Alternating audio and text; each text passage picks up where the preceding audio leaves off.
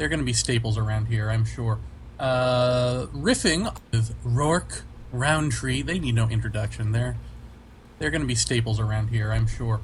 Riffing off of something I had asked on the message board. Here is a very special parallel episode of their Devil's Advocate podcast. Dr. Stephen Rorke and David Rountree riffing on the possible physics of the paranormal and so much more. Ready and go. Devil's Advocate Podcast 3. David, you were saying the Paratopia follow-up. Yeah, actually I went into the Paratopia message board, and I'd laid an egg in there earlier today about we were going to be recording the episode tonight, and did anybody have anything particular they'd like for us to dredge up. And Jeremy actually wrote, wormholes seem to come up a lot in paranormal discussions. I'd like to hear exactly what that means. How is it possible that wormholes can just open and close all over the planet, no problem, but there's the fear, even if unfounded, that the CERN collider might open a black hole that would suck up the planet? Well, that's pretty entertaining because, as we know, the collider only uses a small smidgen of the energy that bombards the Earth every day. Mm-hmm. So not a real good chance of us imploding ourselves into infinity with the collider. It's actually working on such a micro scale that the energy that it does release requires very special instrumentation to record. But the original pathway was the whole wormhole discussion. Right. And that tends to be discussed pretty much all of a sudden in all areas of paranormal research, from cryptozoology to UFOology to ghostology to what have you ologies. So that's probably a pretty cool thing to open up with, because we got lots of time to talk about things. So absolutely, let's explore the wormhole phenomena a little bit here. What say you? Well, I guess if you look at all this as some sort of an interdimensional space-time slip thing, as an explanation for EVP, let's say, I mean, I can entertain the thought. It is a framework for understanding the paranormal, which is, I think, why, from a psychological standpoint, why it's attractive. So I would really say, in your case, it is a theory that fits the data. But in the case of some others, I think really they just find it attractive because it explains a whole lot. Kind of like, and this is not to be critical of Chris O'Brien, I think his work on the trickster phenomenon is really interesting. But the same way that this idea of a trickster explains everything becomes very attractive to say, the reason for all of these things is the trickster. Well, likewise, one could say, hey, the reason for all these strange events is stuff coming through wormholes. So that's a commentary on why folks find it attractive. And I'm sure you could speak better to how it fits the data and the theory and how they interlock well. Well, I have been toying, of course, with the idea of this possibility for several years now, particularly the aspect of a special type of wormhole, because there are several different types of wormholes, actually. And the one that I'm actually interested in is a certain type of a Lorentzian wormhole. Mm-hmm. These hold the most promise to allow for travel, where actually a being, it would be possible, but in our case particularly, energy would be very possible to traverse these type of wormholes. And the reason why the wormholes can pop up all over the Earth is because, and not swallow the Earth, is because wormholes are getting confused with black holes, and they're really two different animals. A black hole is actually the result of a neutron star imploding, or a very large star going thermonuclear and collapsing in on itself and creating a huge gravity well that, opens up this huge black hole that we don't know where it goes.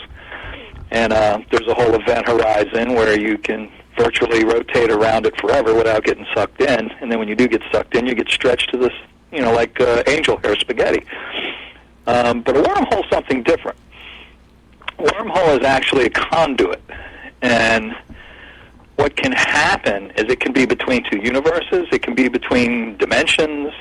In fact, there's some theoretical thought that a wormhole actually is a dimension in itself, which makes a little bit of sense when you start getting into M theory. But for practical purposes, it's a big pipe between one reality and another. And these things are very unstable. In other words, they blink in and out in a quantum manner, whereas they will appear for brief periods of time and then they'll disappear. And then there are many, many wormholes associated with many, many areas around the world. And the fact that they don't stay open for very long probably lends to the fact that we haven't discovered them yet or have stumbled upon their effects and not clearly understood what we were dealing with. But looking at it from that aspect, wormholes are just doorways that open and close, and with their own rhyme or reason that we don't understand. And the data that we have collected seems to indicate that something of that nature is occurring based on the encounter we've had with high levels of gamma radiation, which would indicate matter colliding and being at least slightly out of phase so that it causes some minor annihilations, which in turn would give off the gamma radiation. Time slippage, where we have a time anomaly occurring, where the way time is measured is affected, which would indicate some type of bubble, space-time bubble is occurring. Then the reception of EMF, drops in atmospheric pressure, which would indicate a differential in the atmospheric pressure of the opening versus the actual environment. There's a lot of data that is indicating something is altering a very small section, a very localized area in a paranormal, I'll call it an event horizon.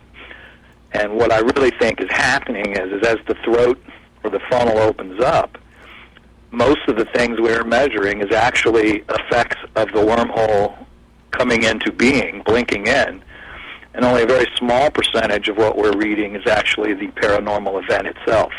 Mm-hmm. And of course, this is based on two experiments in the same place, so, it's certainly far from being, a sure thing. But what we've encountered is pretty compelling evidence that this may be a possible explanation, and it's certainly something that we need to continue to concentrate on in our future investigations. Now, speak specifically to some of the hardest data. I mean, it's tertiary, but it's some of the hardest data that supports your kind of working hypothesis of this, the gamma radiation that's been detected. Tie in That's quickly. Huge. It's huge, but tie in quickly how its meaning and the possibilities for this traversable wormhole issue. Well, the whole thing is gamma radiation is the product of, generally speaking, either a thermonuclear explosion, some type of catastrophic event, or contacting of antimatter and matter, which causes particle annihilation. Or in my theoretical aspect is I believe that there is matter that isn't antimatter, but it's matter that is slightly out of phase with our own matter, so that it doesn't cause a catastrophic annihilation as much as it causes like a micro-annihilation, where you've got subatomic particles annihilating and not atoms. And these subatomic particles, like, quarks, leptons, this sort of thing, when they annihilate, they give off a pretty high degree of gamma radiation. Now, unless your house is located on a uranium field, you're not going to encounter gamma radiation in your house unless you're in the middle of an X-ray storm, or you've got cosmic rays that are punching holes through the atmosphere and not being stopped, which is highly unlikely in a very localized area. So that was the huge clue that something entertaining was going on there. The second thing that's probably most entertaining was the actual appearance of EMF. I call it spontaneous EMF, where it just kind of comes out of nowhere and you're picking it up. And of course, much of this comes in the form of electronic voice phenomena. Some of it comes in the form of wave patterns that resemble brain waves, and these appear to be coming from nowhere. So by using a triangulation device to try to locate the point of entry of the EMF, we generally figured out that the location point was occurring a couple of feet off the floor near the center of the room. So that tells me that this spontaneous EMF is being generated in thin air, which was another clue that something has to be opening up and allowing this stuff to come through. And the idea is that while it may not be possible for a being to come through, although I'm not ruling that out because we have these things in cryptozoology that may be related, and UFOs and things like that, certainly pure energy can come through. There's no argument about that. And that's what we're reading, these pure energy patterns that are coming through. And then there's other things involved, the time differentials, space-time anomaly, which would also indicate a potential dimensional rift or some type of trans-universal portal opening up. Excuse me. As well as the atmospheric pressure changes. And by the way, these atmospheric pressure drops are noted all over the world.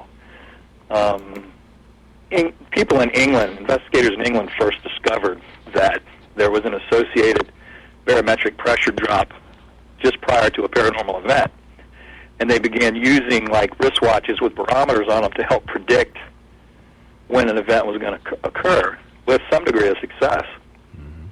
So bearing that data into the mix, along with other things, elevated ion counts, increased level of atmospheric conductivity, and that sort of thing. I mean, we have a whole lot of things going on in a very localized area that have no rhyme or reason or explanation. So you have to start, when you can't find something in the normal to explain it, you have to start looking at the abnormal. Yeah, in this case, the theoretical. Yes, so you have to start looking in theory for what could possibly fit what was actually going on in the environment. And of course, also we would get temperature drops, and these drops were not areas, they were blobs of cold air, or blobs of cold that would, and they're kind of amorphous, they were very amoeba-shaped type things. And you could actually track them across the room with handheld ambient air temperature sensors and actually, figure out the size and shape and then track their movement. And there's all these things associated. Now, these cold spots tend to come out of this portal as well, or at least appear at the position where this other stuff is going on. So their entry point, whatever it is entering the same place everything else is. So it all kind of ties neatly into this package that says somebody just opened a door. And the only theoretical explanation for that type of doorway would be a theoretical wormhole. Yep, and now we're switching roles a little bit, so I'm going to play the break it down role. So essentially, to answer that person questioning, a wormhole is, in theory, essentially much like a tunnel with two ends, each in separate points in space-time. And what you're discussing, in theory, would be an interdimensional transition. And you're not debating the fact that these could be transitory.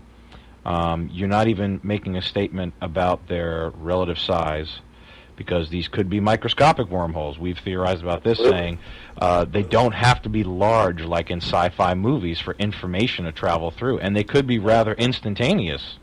Absolutely. They could be a burst type thing where they just open, fire off a burst, and close. Right, so we need to start thinking outside the box, like these are not stargates or something that open like in these shows.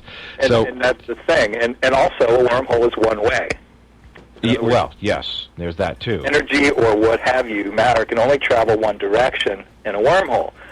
Consequently, this brings up a very interesting dilemma. If something is coming and then it goes, how does it go? What do you mean? Are you discussing directionality? Yeah, say something comes into our universe. Something comes into our dimension, our reality. And it lingers enough to, say, move a salt shaker across the room or provide some interesting conversation or whatever, and then it goes. Now, how does it go if the wormhole is only one way? Well, I started doing a lot of digging, and this whole double helix thing, like in DNA, is turning up all through the universe in all sorts of places where you would never expect it to. Mm-hmm. So my hypothesis on this is that the wormhole that we're dealing with is a type of double helix, where you actually have a dual throat opens, and whatever you're receiving, whatever you measure, enters the environment for a period of time. Oh, I see exactly where you're going. This is amazing. Yeah. And then once it dissipates, it doesn't really dissipate. Instead of disappearing, it actually returns in a quantum fashion back through the attached throat. Mm-hmm. So there we is no... have a corkscrewing wormhole double helix that bores through, opens up, allows for phenomena to occur, or information to influence, or information to pass, and then the residual matter returns from whence it came. No, that is incredible. Now we're in the truly theoretical now, but we're way out in the theoretical. But folks need to know that there are people much more brilliant than you or I who've worked a lot of this out, and this issue, or I should say, this possibility of exotic matter. Now, we would have no way of measuring this, to be clear. Some of what you're measuring as tertiary effects may be evidence of this. But exotic, the issue of traversable wormholes, to be clear, this could only happen, this would only be possible if exotic matter with negative energy density could be used to stabilize them. And by that, we again don't mean any sort of like a Stargate. To stabilize could literally mean for a fraction of a second when you're speaking about things being active at the Planck scale, right? So. Right. So this exotic matter, it is theoretically possible that this could be going on. It's also, it's been in the literature.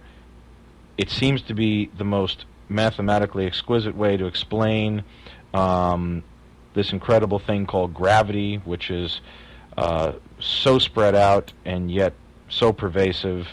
This idea of many more dimensions, who knows how many, but all this coming together to say, hey, if they could be stabilized, and there's every possibility of the dimensions, this would be a sensible way for someone to, if not intentionally communicate, maybe accidentally communicate, much in the way our television signals go out with no thought to their meaning or effect upon any other civilization.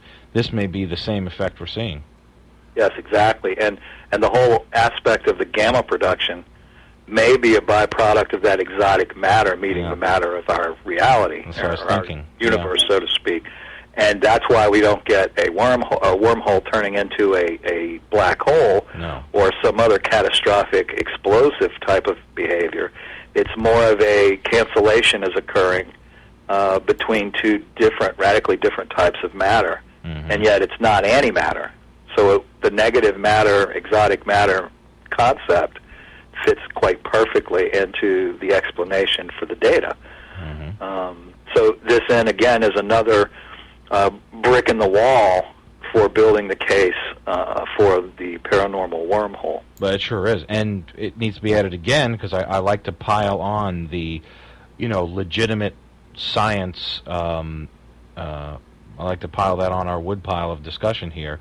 Many physicists believe that something called the Casimir effect is evidence that negative energy densities are possible in nature. And again, these negative energy densities would be a consequence of exotic matter existing here now with us. So that's exactly right. Yeah. So if there is, so again, the implications are incredible here. To go really nerdy, if somehow this were legitimized, that David were detecting the effects of exotic matter in the form of negative energy densities, thereby legitimizing this exotic matter Casimir effect connection, this could go a long way in validating a quantum foam hypothesis, which is sometimes used to suggest that tiny wormholes Absolutely. appear and disappear spontaneously at the Planck scale. And again, that's really tiny, but we don't need them to be large for information to come through. And it could also, in some ways, delegitimize the notion of the Schwarzschild wormhole, which would say a lot about all the metrics used to describe these things.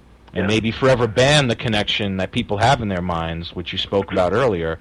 There's this connection in the mind of wormhole, black hole, and that's because of the math that underpins the Schwarzschild wormhole, which became popular as the what was that? The Schwarzschild predated the Einstein-Rosen. No, it didn't.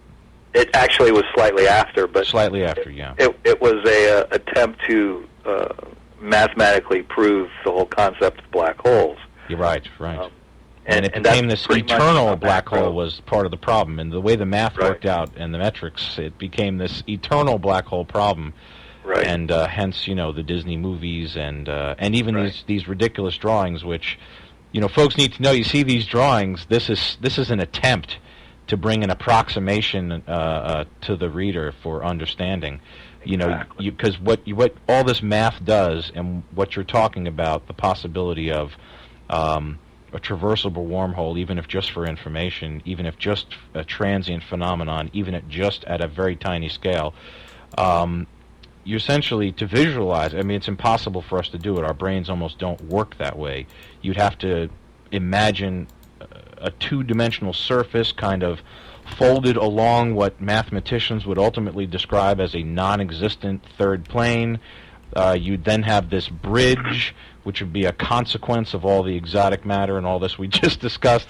So it's almost impossible to discuss this in pictures or any useful way beyond trying to explain that there's this possibility of, in theory, like a tunnel with two ends, each in separate points in space-time, to say nothing of what space and what time. Yeah, that's exactly right. And the conundrum of the whole thing is that it could be from a completely different time, which would explain a lot of the anecdotal evidence surrounding a paranormal event. For example, you witness an apparition, let's say, that is dressed in Victorian garb. Mm-hmm. Well, this energy may have traveled from a different time and may be a projection or a holographic representation of the consciousness. And that transmission of the consciousness, let's say that consciousness becomes pure energy at some state, and that transmission becomes, to our perception, a three-dimensional holographic projection, which is what we see when people report seeing a ghost. But that energy, there's another part of the equation here that often gets overlooked, and that's the zero-point energy field, which the Casimir experiments that were done at Princeton, where they actually built a large air capacitor and measured energy between the two plates when no energy was applied, is significant because it not only proves the existence of zero-point energy, it in turn also proves the existence of exotic matter, which in turn links the existence of exotic matter with the zero-point energy field. Mm-hmm. Now, the zero-point energy field, I believe, is the Genesis energy. It was the energy that permeated through the uncreated universe prior to the Big Bang. And something occurred, the quantum singularity, which may have been an adjacent universe opening up a black hole and pouring into this one, where gobs of matter got sucked in and it literally exploded out from the entry point, which could have created the Big Bang.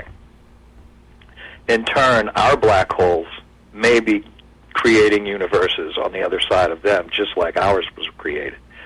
It may just be a whole series of bubbles in the quantum foam, and as those bubbles burst, a new existence is created or a new universe is born.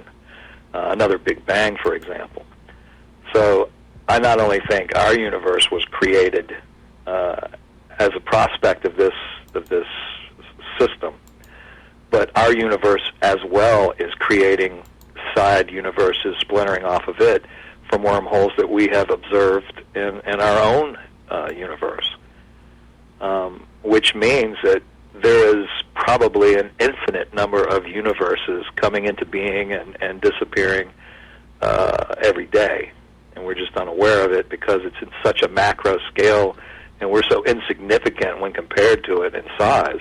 That we will never know for sure something like that's going on unless we happen to observe one actually, taking place. It's the measurability problem all over, and Exactly. combined with the perspective problem. And that's the conundrum. Yeah. Not only can we not visualize it, we can't measure it, or can never hope to measure it with our current technology and knowledge as it is now. Mm-hmm. I heard someone once speak about the possibility of frame dragging effects, and of course, everyone familiar with that would say, "Oh, well, this has got to be a localized thing," and that might explain some of the, the EVP voices detected. This electronic voice phenomenon. Perhaps this is to some degree a combination of, frame dragging and who knows, atmospheric anomalies. Or Sure, and it's possible. And I'll be the first one to tell you that a lot of EVP has a natural explanation. A lot of it does. Well, what I was about to do was attempt to kind of just, in its most gross features. I mean, we're not going to get into the the field equations from Einstein's notes, but we would certainly put the audience to yeah. But the point is they butt up together nicely. That frame dragging taken to a grand enough scale would almost facilitate what you were discussing earlier about what you'd need at one end for traversable wormholes. Right. Why don't you take a second and explain frame dragging? Because I'm sure there are people out there going, "Huh? What? What?" Oh, right. Well, I folks familiar with the general principle of relativity, right? Correct. It deals with effects in the vicinity of rotating massive objects. So the easiest way to do this would be to think of space as molasses and think of the heavy object as a bowling ball.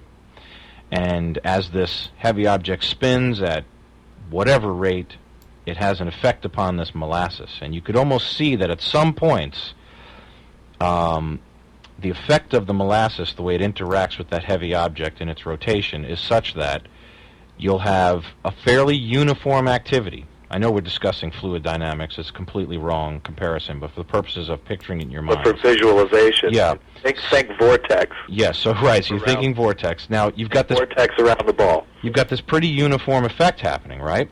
But occasionally, a drop or two of the molasses will spin back in on the ball and touch it a second time. That would be an idea of like rotational frame dragging. It's called the lens Thirring effect. Anyway, it's like a frame of reference thing. What it actually is it is turbulence. And what happens is it creates a ripple within the vortex. And I mean, this is purely visualization now. And what that does is it creates a turbulent effect which affects the uniformity of the vortex. Like a perturbation. Yes. And so in that area where that disturbance occurs, you have weird things occur. You have probabilities alter in that area. Mm-hmm. And that's the area where the fun stuff occurs. And that's really, probably that was a really good way to have a visualization of it.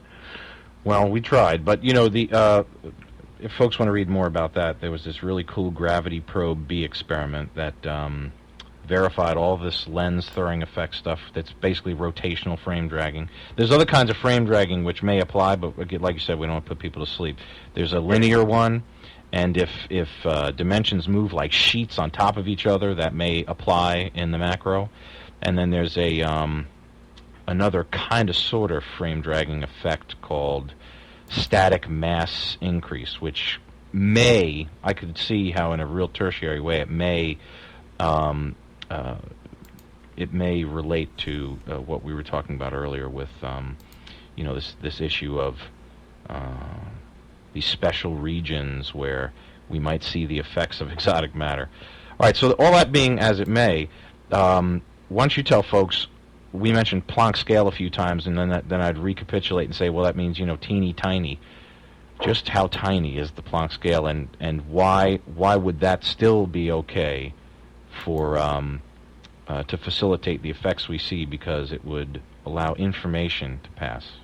Yes, and that's it. The key here isn't so much size, it's ability for energy to pass. And like we say, that could be 8 foot across, it could be 2 micrometers across. That's right. I mean, literally, it could be the size of a micron. So I think it's slightly larger than that because of the effects and the area of effect. But again, this is speculation at this point. But the whole concept of the wormhole is our best attempt to offer a scientific explanation for the source point of paranormal-like phenomena. And that's why we're beating it like a dead horse right now. No, absolutely. And the reason I think it's important is because if we don't if we don't qualify how small the Planck scale is, someone may go with your theory and then say, now wait a second, it seems that the most well-established, theoretically possible traversable wormholes are these ones that exist at the Planck scale, right? And then they'd see how small the Planck scale is. They'd say, it's smaller than a proton? So now wait a second, but smaller than a proton doesn't mean it will not allow the wavelength of a photon, for example, to pass through, which it would, and that's exactly right. That's information. So it sure is. Yeah, a lot of information can be put on a photon. And yes, you're not kidding.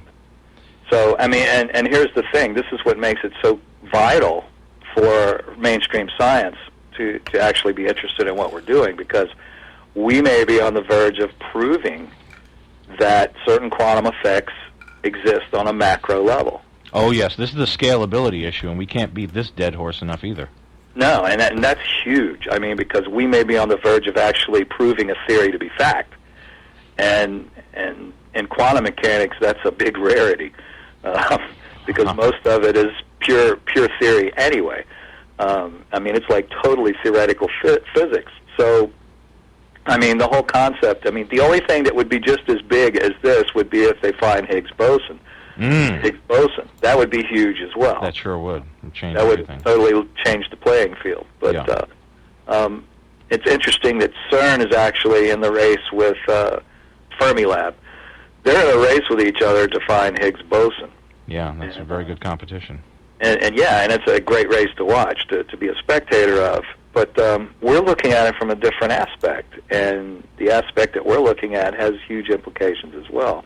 The only problem is some of the greatest minds in the world are working on the search for Higgs boson, and a couple of people like me are looking for the wormhole. But now, it needs to be said that some folks, anonymous and spoken for, they've been in communication with you, and some serious minds, some folks that you've been incredibly impressed with. Yes, that actually is true, and I think I have actually pontificated with them in such a manner that they were actually interested to the degree of offering up potential courses of action to follow up on some of these things, which to me is just breathtaking in many ways, because for so many years in this field I felt like I was the Lone Ranger out here. You were. Doing things that people thought I was crazy to start with for even doing, why bother? Mm-hmm. But they didn't have the vision I had when I saw these things and said, there's something that's very unusual here that needs further explanation, And most of the time, these things are dismissed out of hand as being a product of the witness's psyche. But I can tell you that guilty. Having witnessed some very peculiar things over the last 30-some-odd years myself, I can't say that. And having several people who have different psyches witness the same things, and actually reaffirm what each of us witnessed kind of takes it out of the realm of the psyche and more into the realm of the physical. And that's, I think, what got me so into this was, a paranormal experience that I had when I was young, and then several other isolated paranormal incidences as I grew up. And then finally, when I was in the military, a paranormal incident occurred that probably saved my life. Mm-hmm. And then a series of paranormal events that occurred. When I say they were things that I couldn't explain. Mm-hmm. That occurred that actually made me say, I want to know what's going on. Yeah. This is getting kind of weird, Yeah. And that's really what got me started into this whole thing. I mean, when I was young, I started reading a lot of books about this stuff because I'd had something happen, and I was curious, and I was young, very impressionable. And I had the blessedness to live next door to a fellow who was a retired professor. He was an engineer. He helped design the Liberty aircraft engine during World War II. And in his retirement, he was a pattern maker. And he had literally made patterns for the Apollo space capsule, different fittings and stuff like that. In fact, after the fire of Apollo 1, he redesigned the oxygen fitting that was the primary cause for the malfunction that caused the fire. Mm-hmm. So this man had a bookshelf full of weird books. I mean, he taught me trigonometry when I was 12 years old, and stuff like that, and he taught me how to woodwork and things like that. But he had all these books, like by Frank Edwards and all these different paranormal writers, Ignatius Donnelly. I read about Atlantis. I read about ESP. I read about the Rhine Center and all this research that was done as a kid. So it's kind of ironic that today I'm a professional member at the Rhine Center when reading about J.B. Rhine and his early research with, he's actually the father of parapsychology. He coined the term parapsychology in his book. But to actually be a part of that now, it's kind of like a dream come true in a very abstract way. But reading all this junk, which people thought was just, dime store novel trash that was out there, got my juices flowing, and I started wanting to find Bigfoot, and I started wanting to see a UFO. And while I never saw a strange creature, I have seen a UFO. So, and then the paranormal, ghosty part of it, of course, is another legend all of its own. But that's what started me down the path, and I was just an average, kid reading stuff that was just weird and fascinating, and it made its mark. So. And now here we're standing on the precipice of what may be a huge, huge discovery, not only in the realm of paranormal, but in the realm of quantum mechanics. Oh, yeah. And I look back upon the journey, and just like the Grateful Dead says, what a strange trip it's been, Well, and at the same time, couldn't have gone any other way. Yeah, exactly. The probability is this is where I would be. And it's kind of like Douglas Adams. He said something I'll never forget. He says, I'm not where I set out to be, but I'm where I ought to be. See?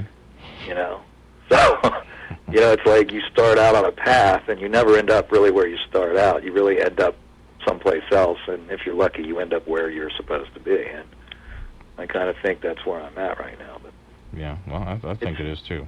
It's a very exciting time for me right now because I'm on the brink of a lot of things, and every day is a discovery. So it's and it feeds, the juices. So when one thing is discovered, you build upon it until it collapses, if it does.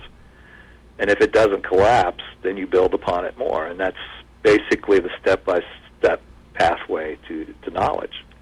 So, but that's the whole wormhole shtick. Well, it sure is. And to further kind of bolster and support this notion, we have referred to the literature and this and that being founded or foundational theory. Well, we can bring it to the everyman level with National Geographic News, and I know that this is going back to 2008, but there's an article called Unknown Structures Tugging at Universe, study says. And there's actually I'm surprised a bad sci-fi movie hasn't been named after this yet, but Give it time. Dark Flow was named in a nod to dark energy and dark matter, which are obviously two other unexplained astrophysical phenomenon. Although legitimate as they may be, dark flow is highly theoretical at this point. But the point is, this notion of what underpins the theory of dark flow could rewrite the laws of physics is the point of this article.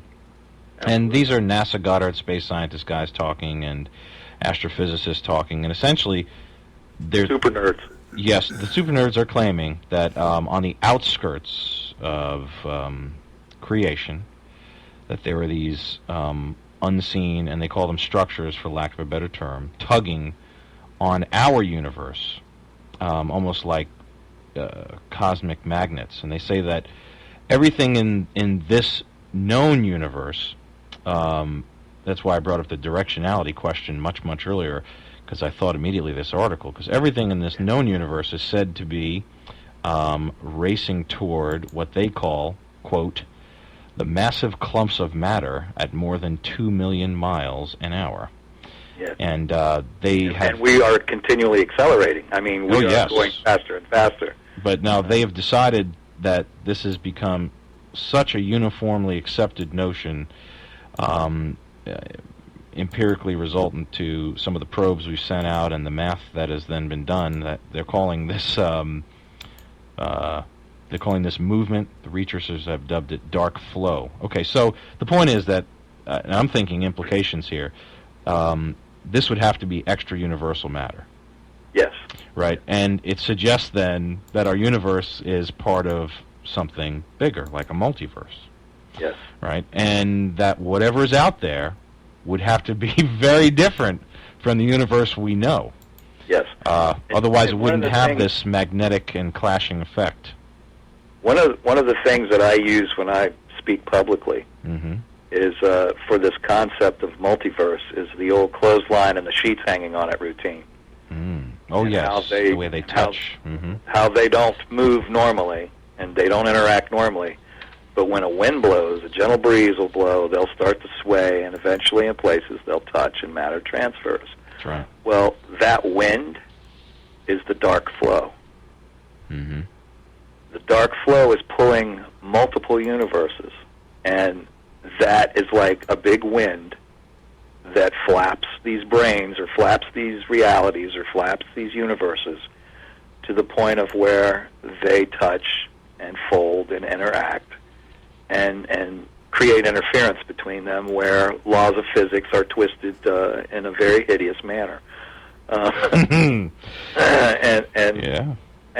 I believe that they're on the right track. I believe that this dark flow is the inter-universal energy that creates the interactions between these multiple universes. Because it has to be something independent of the universes themselves, because it affects all of them. That's right. And these structures are outside the realm of the multiverse, but affecting every aspect of the multiverse. Yeah, and if this were kind of quantum stuff taken to a much larger scale, I'm betting by structures, they're referring to some mathematical template they've kind of, some new calculus they've laid out to describe these clouds of probabilities when the rules bend. It's my guess. I'm wagering, this is the way I look at it. From the smallest microscopic particle to the universe and orbits of planet, everything is orbiting a central body. From all the way up to the atom, all the way out to planets, stars, the galaxies, everything rotates. Everything has an orbital schism attached to it. So I'm anticipating that multiverses are also orbiting. Yeah, that's sensible. And then they're spinning and orbiting. There are times when there are multiverses we will never interact with, but there are those that we will continue to interact with because of their localization to our own universe. Now, the one thing we can assume they share with us And I know we are a slave to the arrow of time, but I think we've got to assume that they would also be a slave to the arrow of time if there were these, post or supra fourth dimensional beings. Well, you'd have to look at it kind of abstractly, because a lot of people conceive time as being something that moves or that flows, and that's simply not the case. Time is just an interval. It's a gap between events. That's right. And to me, time is a landscape. It's like we're standing on a flat plane, and that plane is time. So to move to a new position or to move to a new time, we shift our location on that landscape. Now, in the course of our day-to-day living and everyday lives, as the minutes tick away, which is a very human and notion that was created for us to keep our sanity and schedule our meetings and things like that. Yeah, it's our we are yardstick. slowly blowing across this landscape Mm-hmm. for the length of our lives. And history is laid out across this landscape. So it's theoretically possible, by using a wormhole, to move from one position on that landscape to another. Now, it's hard to visualize this because we're looking at time like a dimension, like it's a dimensional existence, and I think it is. I think it is a dimension. It would make it a lot easier if it was. So I'm running with it. Yeah, it's temporal, for real. But this is a dimension that's interacting within our own perceived three-dimensional world. So in other words, we're perceiving in three dimensions. Well, there's no law in physics that prevents... We know now with M-theory that there's at least 11 dimensions, possibly more. Mm-hmm. I would wager there's probably an infinite number of dimensions. But there's no law in physics that prohibits any of those dimensions from combining in three or more gatherings to create another reality that would occupy the same spatial existence we do, but would be oblivious to us and us to them. Mm-hmm. So there are layers of probabilities and possibilities involved in this whole study that we're in. No, it's true. The rules could change so drastically that this business of the arrow of time. But now I'm thinking, though, kind of going from your notion that these larger patterns apply. That things are circular, orbital. That there are perturbations in these orbits, and this leads to novelty, and this kind of thing. If we look at how ingrained, now I know when we say time, we're talking about a metric and a unit of measurement, and it's right. The clock is circular because the Earth is spherical, and I get that, but there's every reason to believe that pattern of enslaved to the arrow of time would hold as well. Now I know what you're saying is that we could also expect to completely not be able to understand what it's like in this theoretical other place of possibilities, because there could be our perception could be a confluence of physical realities that are right. completely we can't conceive of them. We can't arrange them with our thought process or our logic process. Well, and here's something else that even further complicates it is we may see something foreign in our reality that we see something that is not what we're seeing.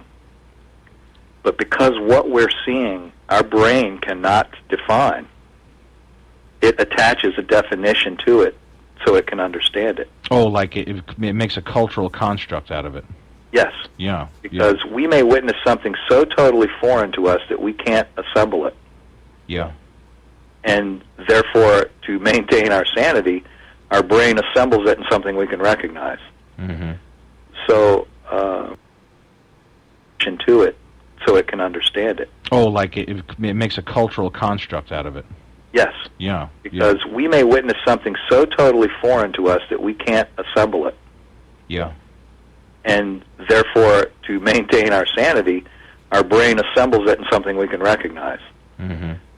So, which is really, in the end, a completely rational thing. Yes, and my whole notion is that we have to check and recheck everything we do, because this may be a product of what we're dealing with as well. So, really research in this, and I hate to use the word field, but for a better word, to me it is a field. To other people, it's a flower bed. But to me, I have to look at all of these aspects. I have to look at the whole, the sum total of everything conceivable that could be affecting the experience. Mm-hmm. And Sure. I have to have a lot of help in that because I do not have a real, I took deviant behavior, in college and things like that, but, I'm really not a psych major at all. So I often have to talk to people with that kind of background to understand perception in the purely psychosis of the event. In other words, when something occurs, there's the reality of the event, and then there's the psychosis of the event that occurs with it. Now, the weight of the anecdotal evidence of the eyewitness account hinges upon the psychosis of the event. And I know that's a heavy thing to say, but how that person's perceived what they perceived is tantamount to what they perceived. And that's the part that's very difficult to analyze. Now, you do mean the perception of the event. Yes. I mean, when that person sees something happen, their eyewitness testimony is relying upon their perception, what they perceive the event to be. Now, if it's an isolated witness who was by themselves when something happened, it's very difficult to analyze that event because you're dealing with a single point of view and a single perception, and you have no idea how much of it is colored or how much of it is a product of the psychosis of the event. This is why multiple witness of the same event is so valuable, because if you have multiple psyches, multiple individuals who perceive the same thing, that takes it out of the realm of a manufactured reality from the brain, because people are not alike. They're each going to manufacture, if it's a manufactured aspect, they're each going to assemble a different reality that they perceive. Okay, so just to be clear, because psychosis of an event, like when you say that, I think most folks are going to jump to, the idea that you're referring to a severe mental disorder. Right. That's not what I'm saying. I'm saying a thought disorder, a perception disorder. Ah, yeah. So, this is what so maybe we could just, if you agree with my understanding of the term, we might get on board with this term. I just would rather refer to that as anomalous perception, because this way we don't tamper with what is a pretty good definition for psychosis. That means it's a severe mental disorder in which contact with reality is lost or highly distorted. Now you're talking about less severe and rather temporary. Stephen, we have to establish that, though, too, because there is a psychosis involved with many people that experience these events. Yeah, there is. Yeah, that's true. And you know that better than anybody, so it's very important that we segregate this abnormal perception from the psychosis that can occur. And this gets to the real pith of a question. Yes, it does. And I'm going to ask the essential question, which is really a signal to noise question and beyond. How much is so in all of these events, we've discussed scientific underpinnings. Now we're a little under an hour, and we're about to transition from the theoretical underpinnings, the possibilities of a new math and science that might somehow allow the paranormal to be the bridge between our understanding of the standard model and what is the model of everything beyond. And now we're moving into really the observer and the role the observer plays in this, and how is huge. You can't extricate the observer from the process. Absolutely right. Not.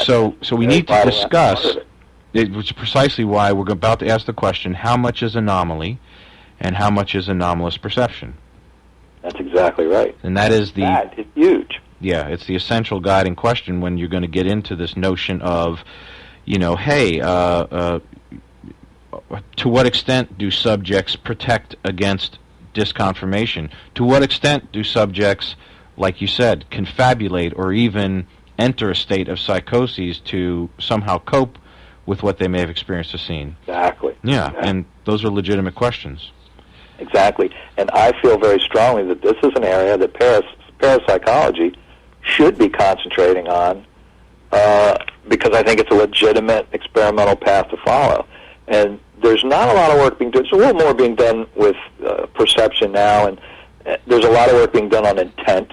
Oh, yeah. Power of intent. There's a lot of stuff like that, but the actual perception, the problem is that the previous research that's been done on the human perception relating to these type of events has always been of a negative nature. It's always been as trying to classify the person into a mental status, trying to catalog them into a notion that they're, this or they're that, or they have some mental malady involved in what they're experiencing. And while that may be the case in some of these cases, it's certainly not universal. There are instances that stand out like a sore thumb that defy these explanations, because these are rational people like airline pilots, chief of police that have experiences that you cannot discount as being, someone that didn't have their Thorazine this morning. So, I mean, these are things that have to be looked at seriously, and they are not by the majority of the psychological field. Although we're starting to see a little more of it now, but that's because of like the effects of quantum neurology, all these quantum mechanics seeping into other areas of science, and that sort of thing. And well, we might want to walk the eavesdroppers to our conversation, maybe from some of the more basic stuff that surrounds perception, and then end up with the Stuart Hameroff stuff, which is really kind of higher order thinking. And if I would fear if folks don't kind of have a primer on it. You had read my Inference of the Best Explanation paper, right? Where essentially I get into, that's a short title for it, but essentially it was my decision-making model for continuance of the investigation of Spiricom, which was brought up on the last Paratopia show. And I had a discussion of logical fidelity and irrational mimetics, and I got in pretty deep into like a psychobiological explanation for the paranormal ethos in the human, and perhaps... I mean, you of all people are good to talk about it, because you have explored this in that particular case pretty dramatically, and so I'm kind of sitting back and enjoying this now, because you're getting ready to lay the egg. Well, let's hope it's the golden egg. But we ought to give a quick primer in case, because we can't assume folks listen to Paratopia or the Devil's Advocate. I'm sure there's a lot of people that have no idea exactly the mechanics of what we're talking about. So just real quick, I'll lay out what the Spiricom story is.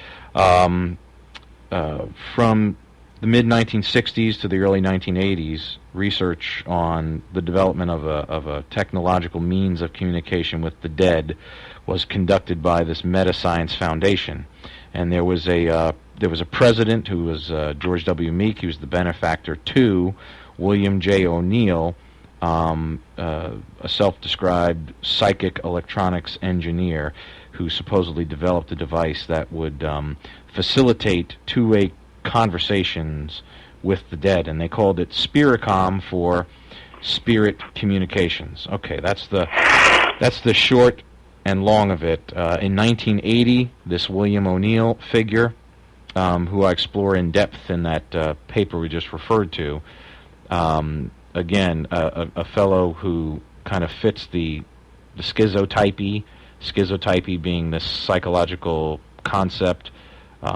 which describes a spectrum or continuum of personality characteristics and experiences related to psychosis, to tie in David's term earlier. And I think in O'Neill's case it was schizophrenia, but we're not saying that this is all schizophrenia. We're just being real clear about the terms. And that idea of latent schizotypy is an interesting one, because it's the psychological field's way of saying, well, latent schizotypy, does that mean that someone could be made crazy by certain That could trigger a reaction. Yeah, and see? That's the whole concept. Something can happen to bring the latency out. That's right. And so it kind of begs us to look at this stuff in the lens, through the lens of William J. O'Neill supposedly making contact with a discarnate, a dead NASA scientist named George J. Mueller through this device called Spiricom. And it's an excellent starting point and an excellent, it's nothing more than a case study, which I will admit at the outset is it's the weakest form of research. It is not an experimental design of any sort. There's no measurement, then treatment, then post-measurement. There's none of these, good things. But it is a great opportunity, a case study, to try to bring all of the theoretical understandings to bear upon the problem. And I know we throw around these words a lot, and I think I might have even used theory wrong a couple times tonight. But, when we say theory, a lot of listeners might think, oh, it's just a theory.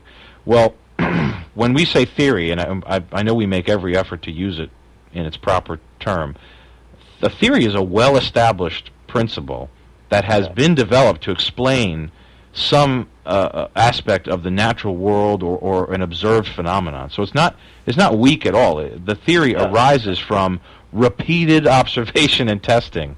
And much of what we have discussed tonight have fallen into the realm of hypothesis. Yes, yes. Now, hypothesis plays into theory. Yeah.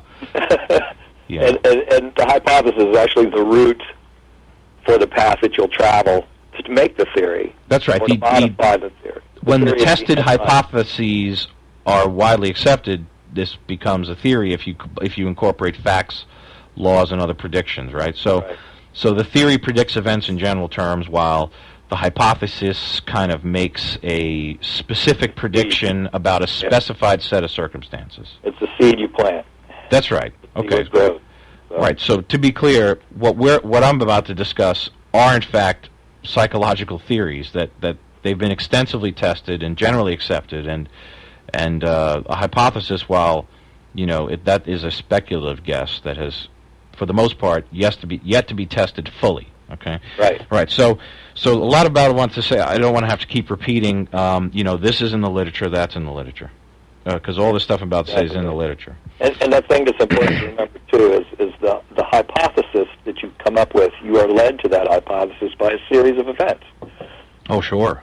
That may seem unconnected at first, but a connection appears, and your hypothesis forms based on the appearance of the connections of these events. And that holds true for any discipline that you're in, whether it's psychology or physics or mathematics or what have you. The foundation for the path that you create is the same through all of them, and the methodology is the same through all of them. So in that aspect, yes, we have been talking a lot about hypotheses in my conversation when we were discussing my aspect of it, but I'm working towards the theory. That's right, yeah. The theory is forming as we're going. In your case, you are actually relying upon established theories in the psychological community to provide a framework for the categorization of what you encountered in the case study, and that needs to be clear too. Yeah, but the way it's grafted onto the Spiricom story, I think it develops like an explanatory schema for so much that goes on in the paranormal, and it may help to some extent complement the work you're doing, which I admit to only understanding in a limited way.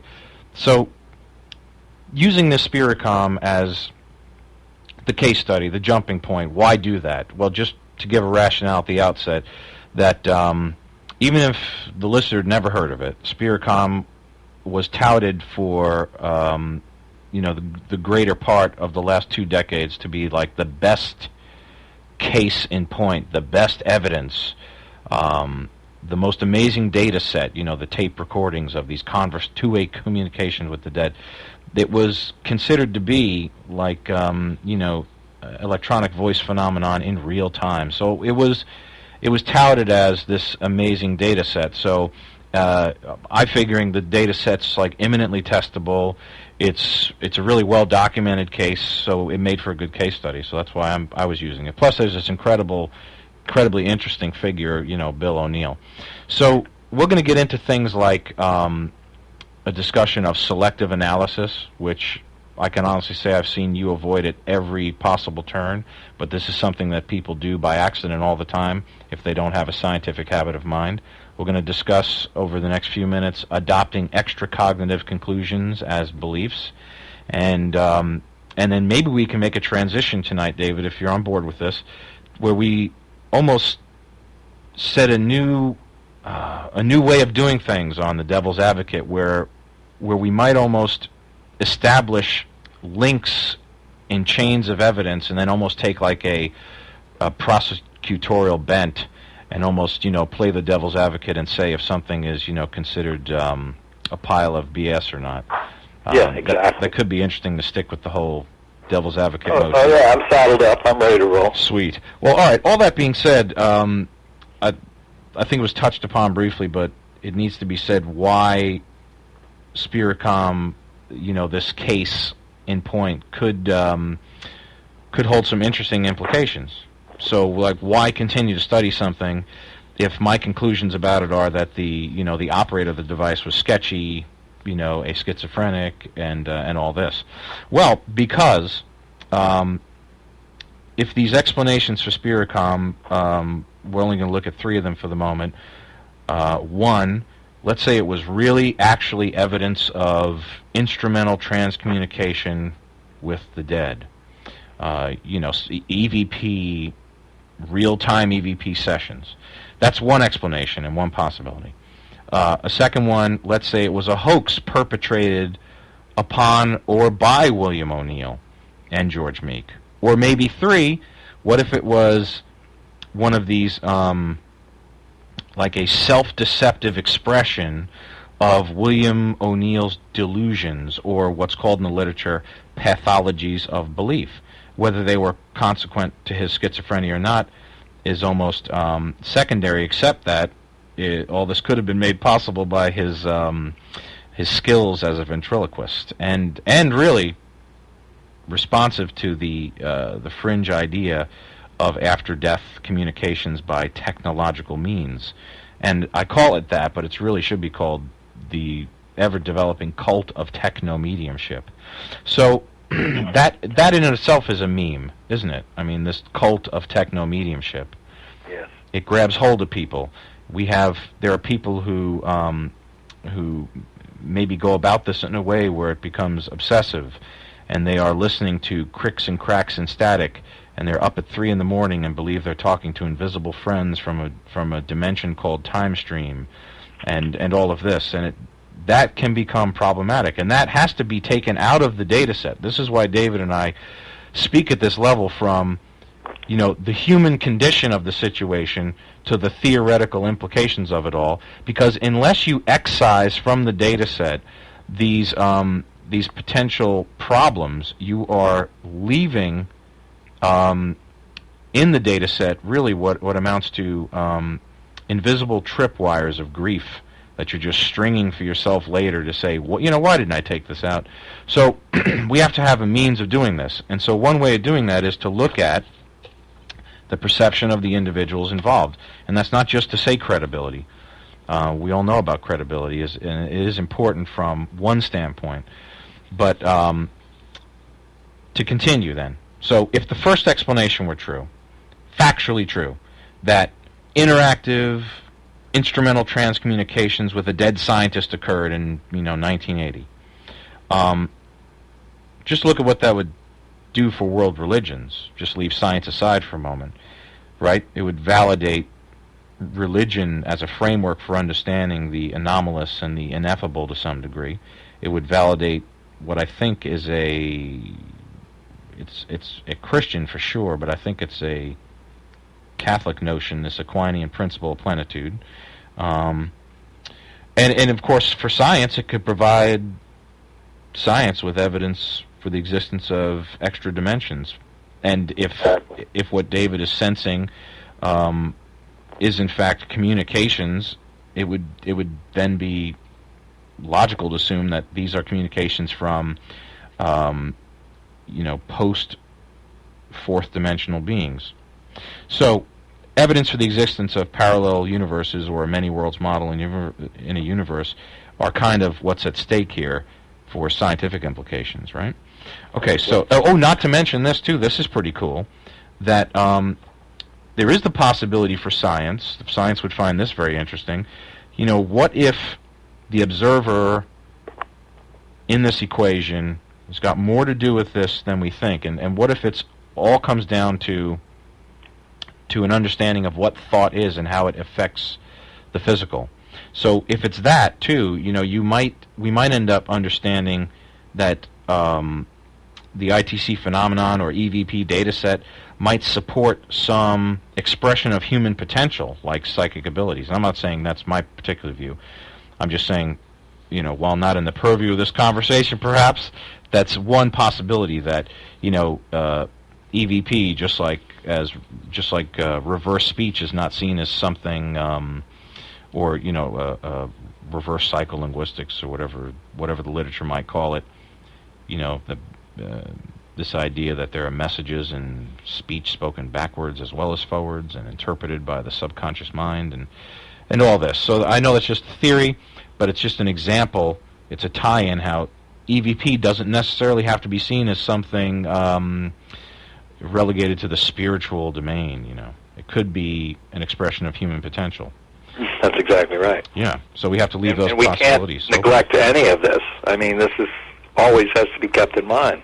Yeah, no, exactly. And now let's look at something that's probably more mundane, and it is, because it's a lot of fun to talk about the implications related to physics, and that might include advancements in the we discussed scalability of quantum events.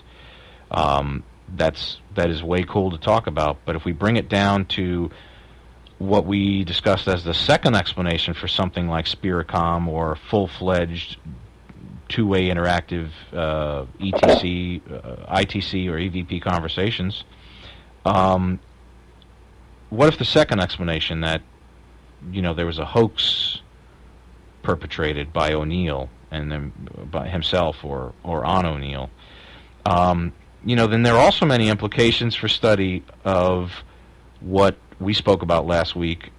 I called them pathological group dynamics. There's also implications for study of persuasion theory and the spread of fringe ideas as reality. And this is important because you don't really want the spread of fringe ideas as reality. You want actual reality, if I'm correct.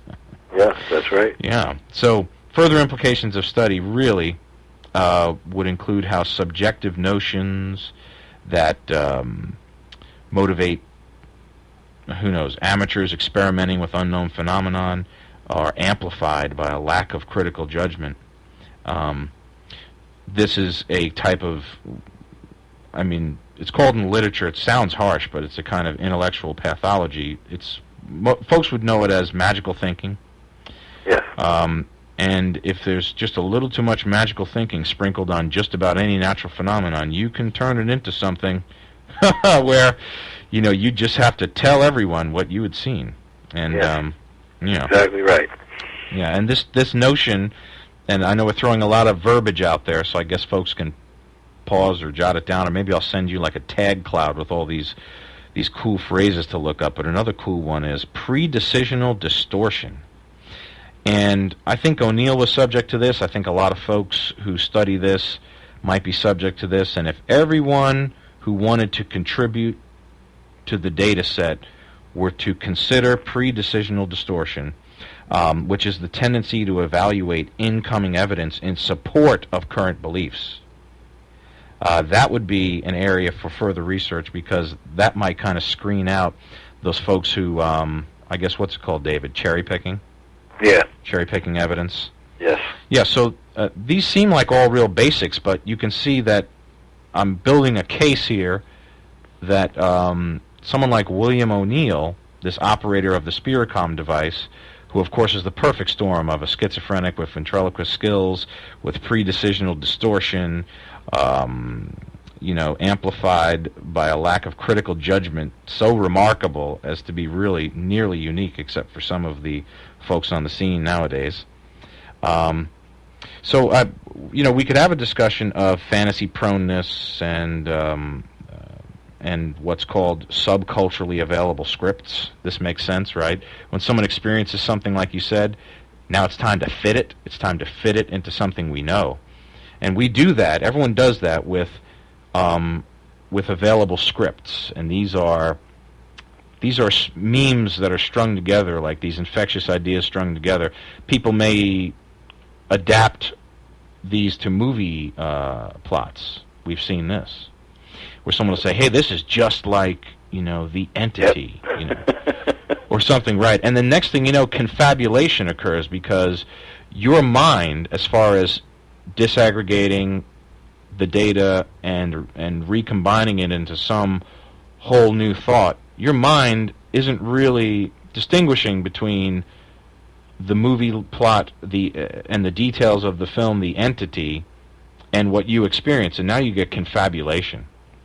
Yep. Where you're now adding details to fill in blanks, and sometimes you even fill in blanks that conform with culturally available scripts. And now, right, to make matters even more dangerous, David, and you probably have more experience seeing this than I do, to make all this fantasy proneness, and the issue of subculturally available scripts, even more dangerous, they can be reinforced by the rewarding, focused attention of members in the subculture. So these little groups get together, and now what would ordinarily be a story that would have them mocked and laughed at in public, the general public at large, right? Like the old line, "Hey, they have nothing to gain by sharing their paranormal experiences with the general public." right. Well, that's true, but the opposite is true regarding the sharing of paranormal experiences with a population of paranormal enthusiasts. That's exactly right. Yeah, the notion that people have nothing to gain is belied by two empirical observations. One, the compulsion to tell the story over and over again, and what we see is a pretty consistent pattern of confabulation, which has already been described. And there's almost like a one-upsmanship, like, well, you saw this, and I saw this plus that. And we see this because, this is how compulsion to tell the story and confabulation works. And we see this is a nice overlap with alien abductions. Yes. Besides the self-aggrandizement that we see when people say, like, well, the ghost had a message for me, and I have this special. Well, likewise, the alien abductee or /contactee, they had a message for me. They showed me things. I'm so important. I'm to be picked up and tested. Or likewise, the folks around shortwave radios listening to static pops and invisible voices, and they might say, well, they're communicating with me. Time Stream has a message of some impending doom, or some great importance.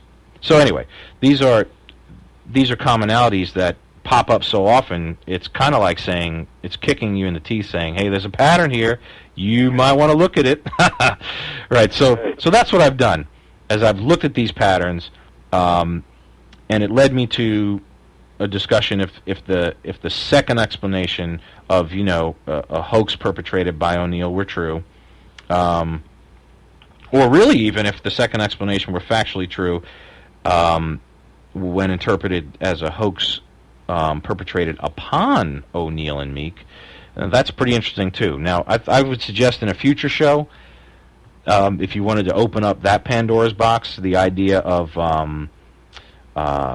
psychological operations models led by the guiding question, who benefits, cui bono? Could these guys have been duped? Could O'Neill have been chosen because of his latent schizotypy and his predilection for paramimetic infection, right? Could this whole thing, EVP, the paranormal, all the way up to ghost hunters on television, could it all be a psychological operation to program the public mind and co-opt religious intent? Or could this all have to do with the psychobiological explanation that I am putting forward, that there's something called the parameme, which is like an infectious idea which is not good for your mind, that that forces you to adopt extra cognitive conclusions. Right.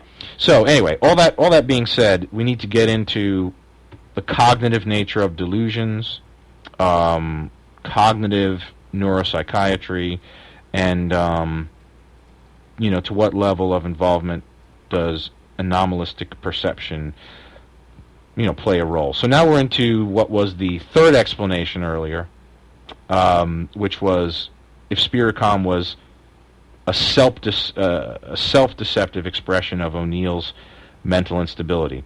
So now we're tying way back into what you said earlier, that sometimes folks take a road where they might be in the psychopathy zone just by virtue of what they had seen, and they don't have an appropriate cultural script, and they can't rewrite this in a way that makes their brain work because it doesn't fit a movie line. So I'm not saying that O'Neill was crazy when he came to this.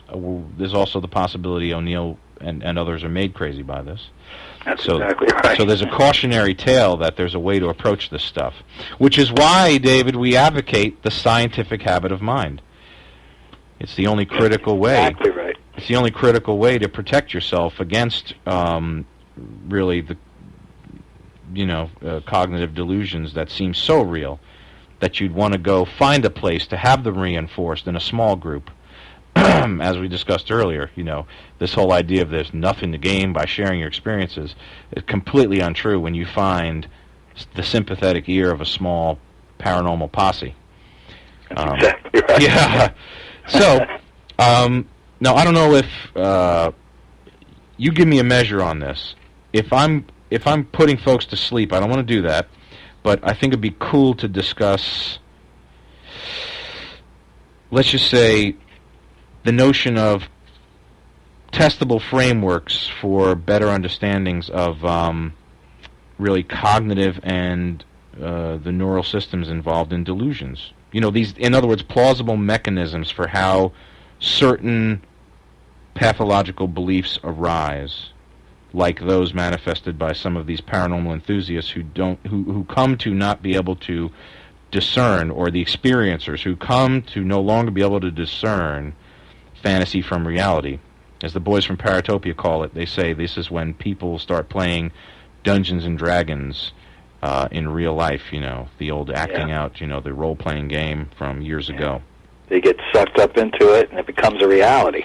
Yes, this self-constructed, like it becomes this social convention, a psychological norm among a small group, not objective reality. Right. Yeah. Exactly right. Yeah. And it's a self-created reality. Yeah, which becomes quite dangerous. Much like the trolls that we deal with. Hold up. You've got your phone on your cheek there.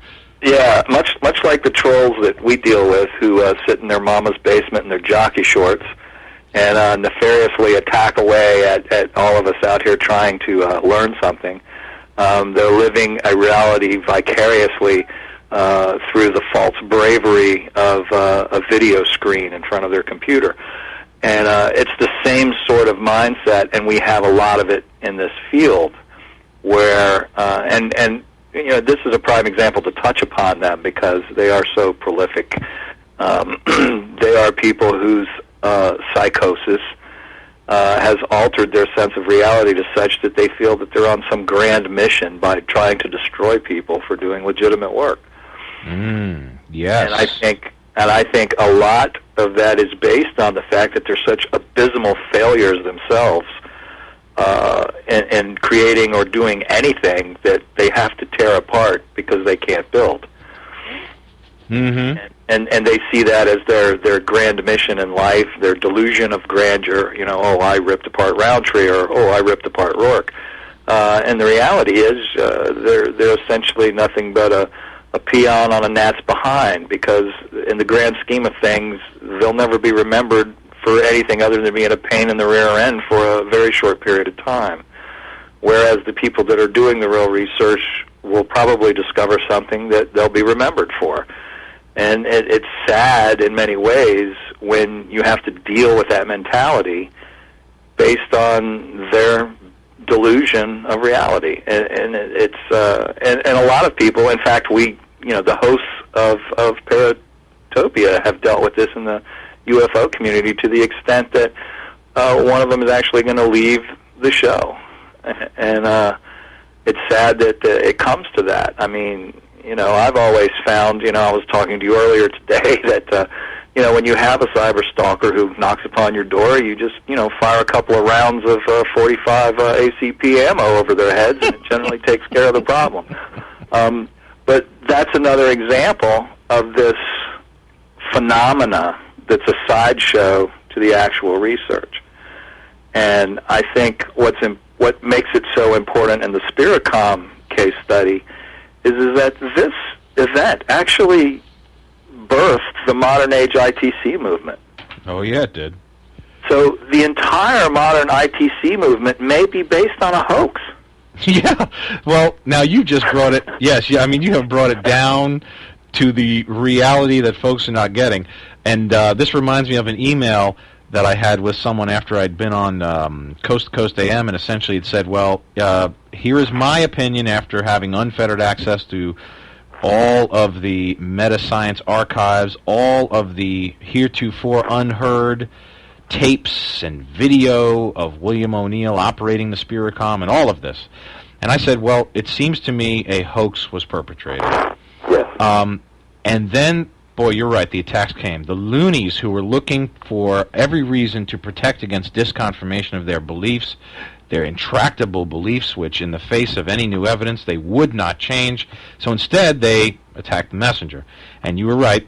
They came out and, guns a-blazing.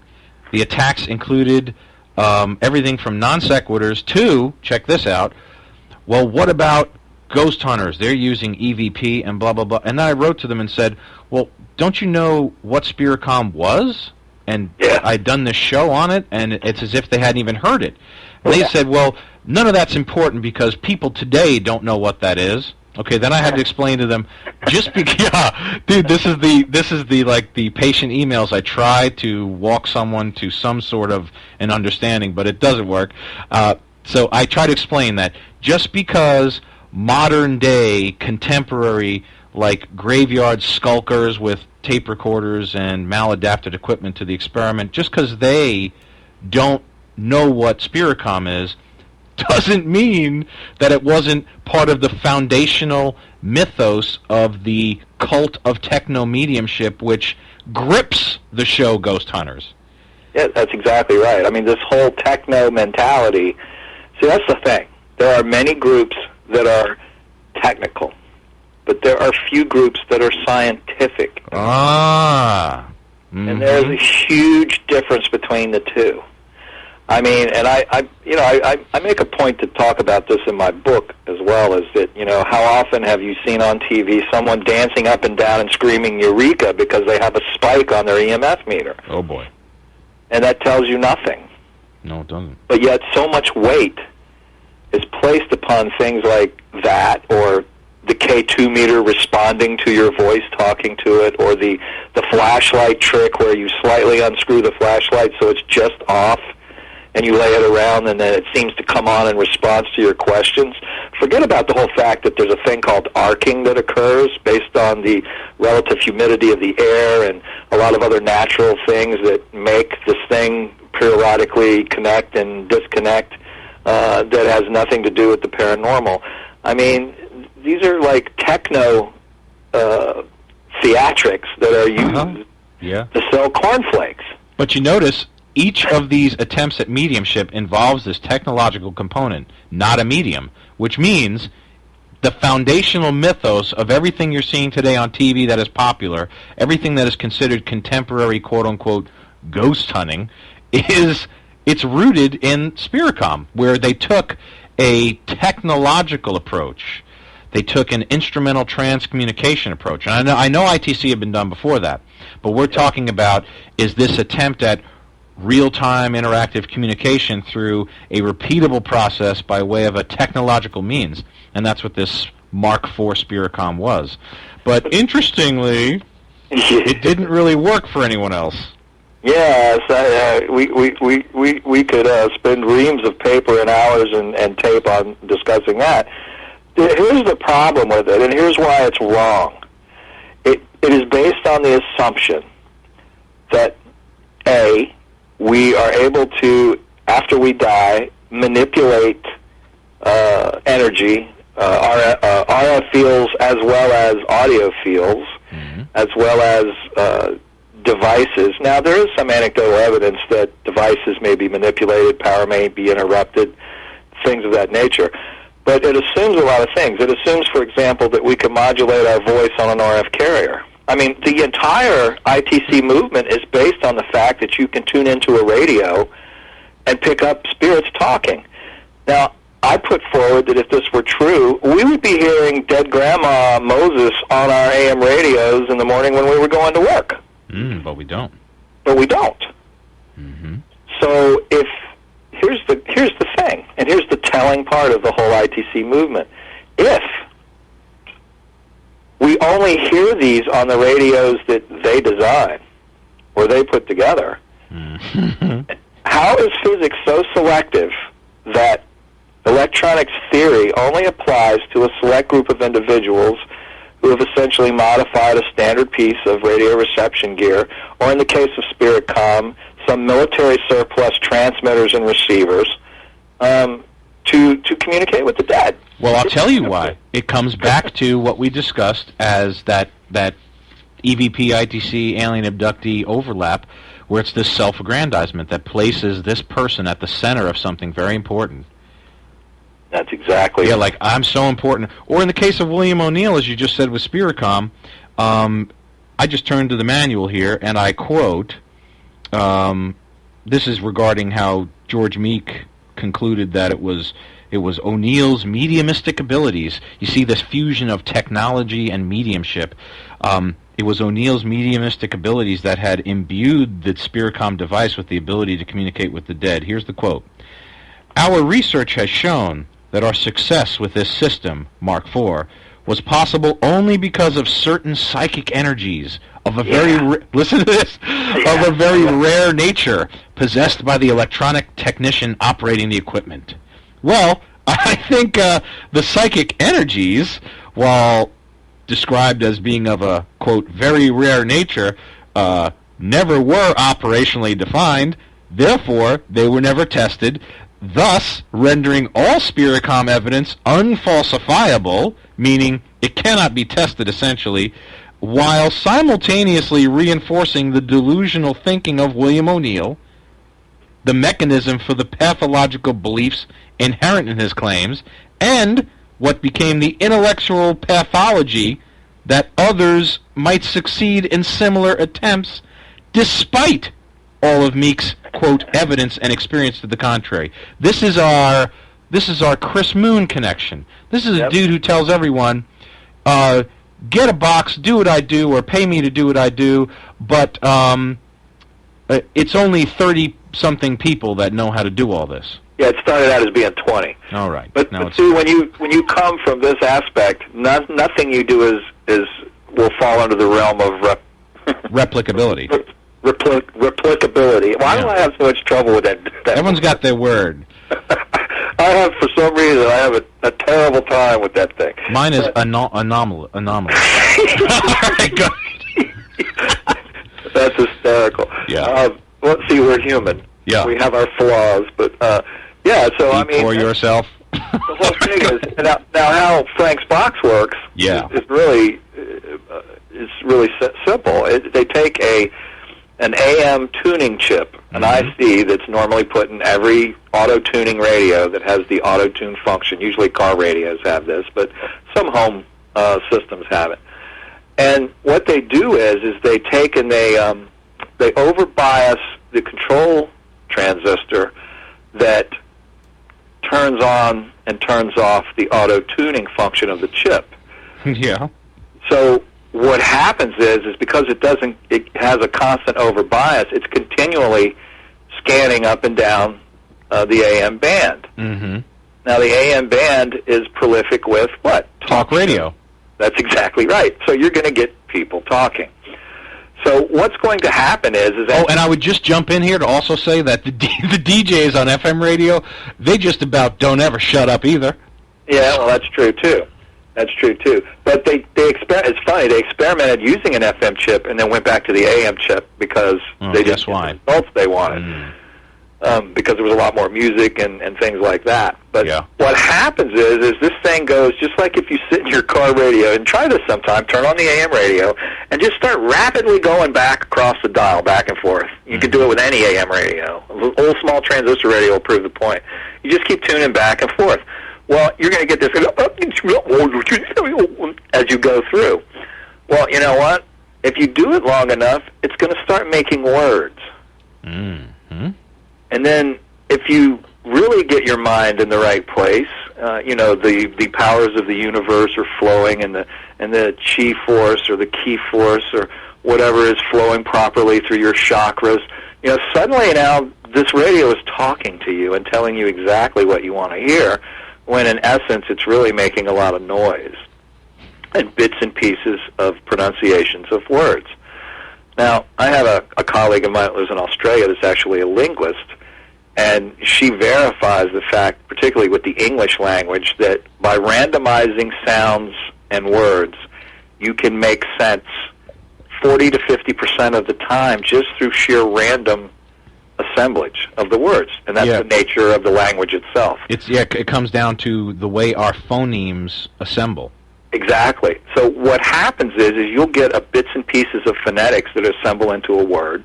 You'll get one or two words or a phrase that gets created, and suddenly that's a personal message from dead Uncle Albert from beyond the realm telling me what to do. But it's because the person, A, wants to hear from dead Uncle Albert, number one, and two, they are forming from the noise the words that they want to hear. Because I've heard some of the files these things generate, and I swear I'm not hearing what these people are claiming they're hearing. Yeah, but the fact you hear something else, it implies that this verbal transformation effect is the real phenomenon, not so much that a dead person is talking.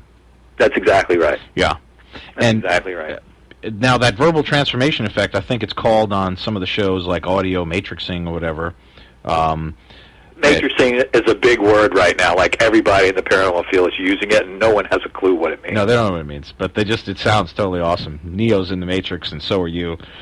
But, nerd talk time. We should have a nerd talk warning. But the, EVP findings for the folks that are listening, unlike alien abductions, they're generally brief, and they require repeated listenings to discern as something resembling intelligible speech. So the listener, in the case of EVP, may be particularly prone to the verbal transformation effect and what's called apophenia. And that can be compounded by, and you say this word better than I, this, the pareidolia, when you look at clouds and stuff. Obviously there can be like an auditory pareidolia. And the verbal transformation effect, to just put it in more common terms, is experienced as illusory changes in repeated words.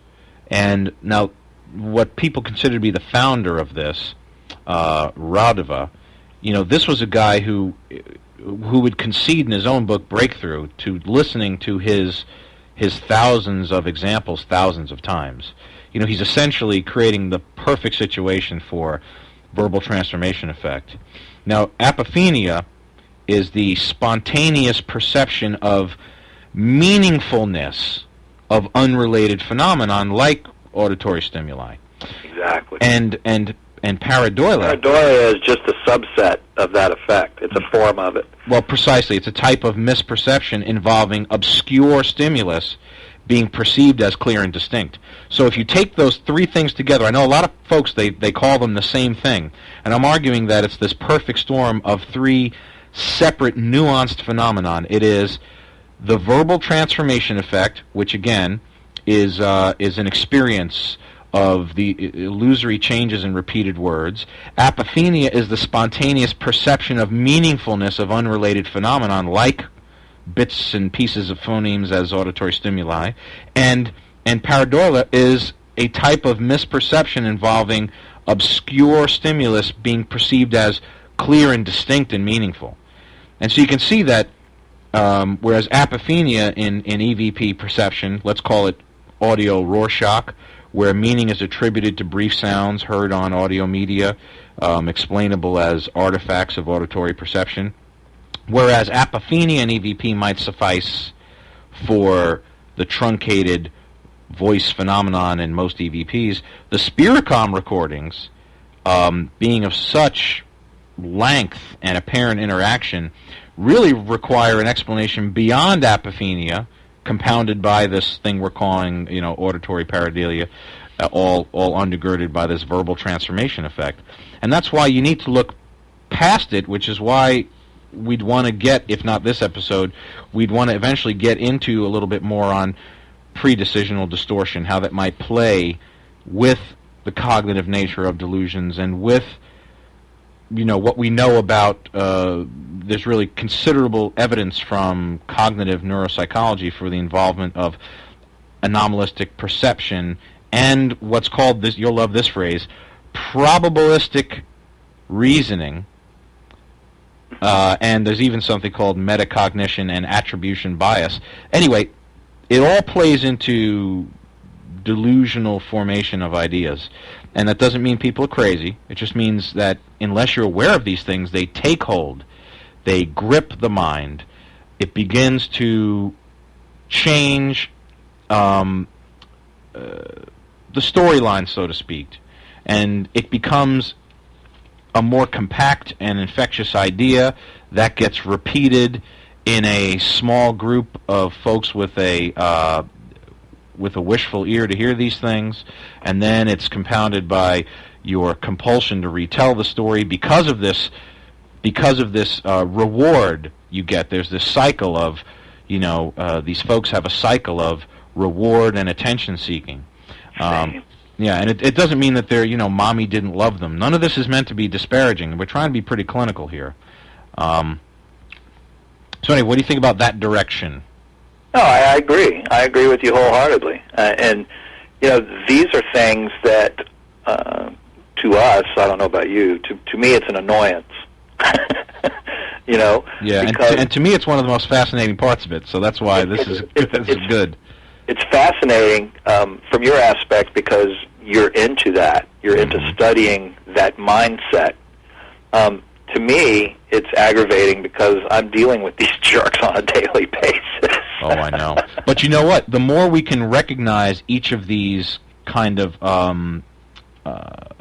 these processes that would have the retelling of events done wrong and would really fuel a mythos rather than fact, the more you can identify those, the more you can redact them from the data set and make the data set stronger. Well, and also, too, it helps you to cope with them when you understand it better. One of the key things that has happened to me over the course of all this is as I have understood the makeup of these people, it comes a lot easier to deal with them because you understand, A, how to diffuse them, B, how to effectively deal with them and wipe your hands of the situation, and C, apply a mortal blow to their psyche so that they'll never mess with you again. So consequently, it's good to study this aspect of it from my point of view, but it doesn't take away from the fact that they're extraordinarily aggravating. They are, yes. Well, I'm down with your intellectual kung fu take on it. That is pretty cool. Well, I mean, I try to oversimplify as much as I can, and the bottom line is that's the common sense thing that you're dealing with there. You're dealing with miscreants that, due to their inadequacies, must take it out on you or someone like you. Mm-hmm. And it may be a very prolific number of people or effects or I want to say a psychosis because they are nuts of the field. And I think we see it more in this field because of the nature of the field itself number one. Oh, yeah. Because you have to be a little loony to get involved with it in the first place. And two, something could happen that pushes you over the edge, and suddenly you're a full-blown wacko. Now, you know what? Yes, it's true, but now I'm going to defend something which is wildly unpopular to defend, because while I defend, I incidentally offend, and I'm really not trying to do that. I don't think folks get this. I hope listeners don't get like an attitude from me. I think if we come across like, hey, this is, we're not trying to, beat on anybody's drum here, but this is an observance, and it's something that we should realistically look at from a rational point of view. Well, now here, in my defense of interest in the paranormal as something that's not really crazy, because I'm fascinated by it, I don't consider myself nuts, I contend, and here's my accidental offense as I defend. My accidental offense is when you look at the world's religions, which are publicly acceptable. People go to churches, people go to synagogues. They all tell crazy stories. Oh, yes. And they tell these insane tales, which now just factually, evidentially. Now, I'm not saying anything about what someone should or should not believe. I'm trying to be really clear about this. We don't need like a South Park Muslim situation going on here. But in all seriousness, the stories that are told are like about sons of God coming, and they're dead, they're not dead, they're rising, all this is going on, you see. And this is like, yeah, that happened, it's cool. But you talk about the possibility of extra dimensions having some influence, possibly under this theoretical framework, and a discussion of the validity of these things, and that's, woo, man, that's real crazy. Oh, yeah. Well, I'll tell you what, put on a scale, the loonies in the pews forking over the cash every Sunday, on a scale, those cats have it. If you ask me, they have it all the way to Sunday, man. On top of that, the book is just is fraught with these internal inconsistencies, and this is not an attack on religion. What I'm saying is, it is an imperfect system. And there are people who study it, called theologians, and they attempt to rectify the inconsistencies and make the process a better experience for its adherents. That's right. You can see that all we're trying to do is the same thing with this issue of the quote-unquote paranormal. That's all we're trying to do. So the folks who want to, come at us with, the teeth out, the fangs dripping with blood and all that, take it elsewhere, because I'm not into the incendiary stuff.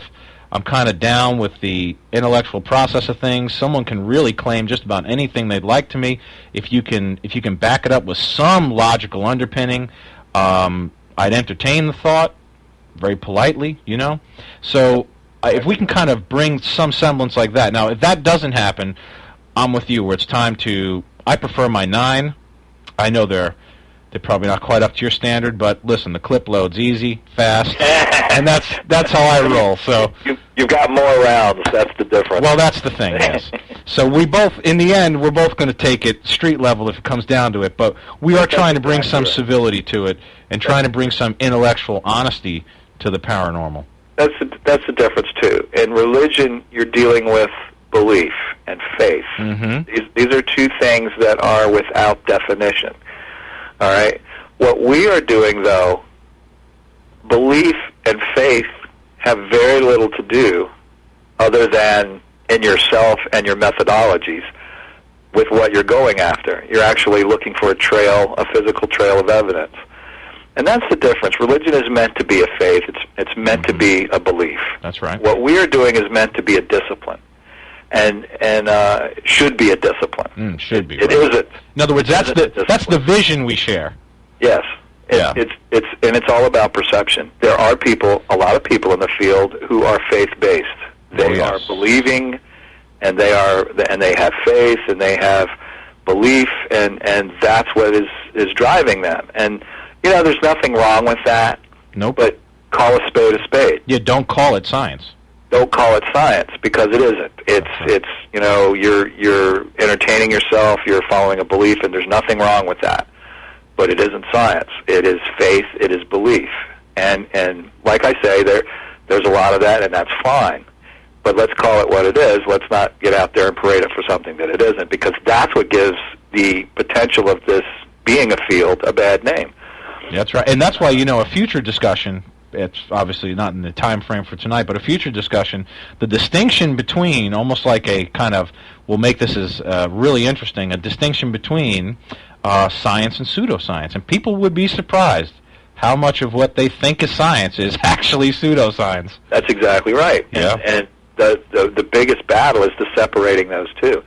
That's right. And, I see it with gadgetry all the time. You see these things, the K2 meter. They're making a certain self-proclaimed psychic very wealthy. There's another device out there called the ovulus. Yes. Or they call it the puck. Mm-hmm. And this is what few people read the fine print in these things. First of all, it has a built-in dictionary. Oh, boy. Of words that are put in by the designer. We're back He to this, selects aren't the we? words. He selects the words and puts them in to this database that's on board the device. It stores, I think, something like 10,000 words. And then, based on different aspects of the environment that the device measures, uncalibrated, by the way, such as EMF, magnetic fields, different things, temperature changes, fluctuations, it selects a word from that list and assembles the words. Sometimes you just get one word, or if you have a complex waveform or complex events that the device is measuring, you might get a phrase or a sentence. Now, it's always going to be related to paranormal because the deck is stacked before you start using it, number one. Yeah, just about anything that thing would generate, you'd say, wow, boy, that's pretty strange. They're saying something that's very pertinent. And the words that are picked out are carefully picked out to make sense in a lot of different situations.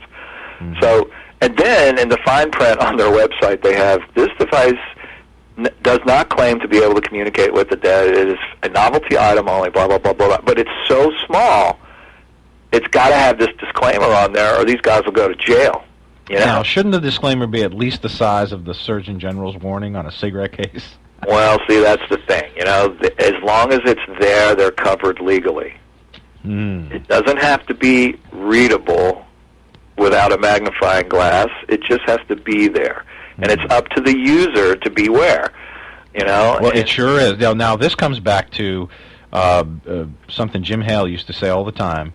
The technology is not the experiment. No. And this is where it gets all mixed up with this K2 meter. Someone 4 blocks away makes a cell phone call. You're going to get a ping. That's exactly right. It's even worse than that. Oh, someone turns on their microwave in the house, you get a ping. You get too close to the clock on the wall, you get a ping. Yeah. It's ridiculous. It's unshielded. It has a very wide bandwidth, so it's picking up things all across the frequency spectrum. There's no shielding. There's no directionality, so it's omnidirectional in its response. And it isn't accurate because all you're seeing is flashing lights on the K2 meter, for example, and it's not calibrated. So again, this device meant for techno-mediumship really becomes an exercise in the human's ability to recognize patterns and meaning when there is none. That's exactly right. And it boils down to this. If you are looking for EMF with an EMF meter, you are fooling yourself and wasting your time.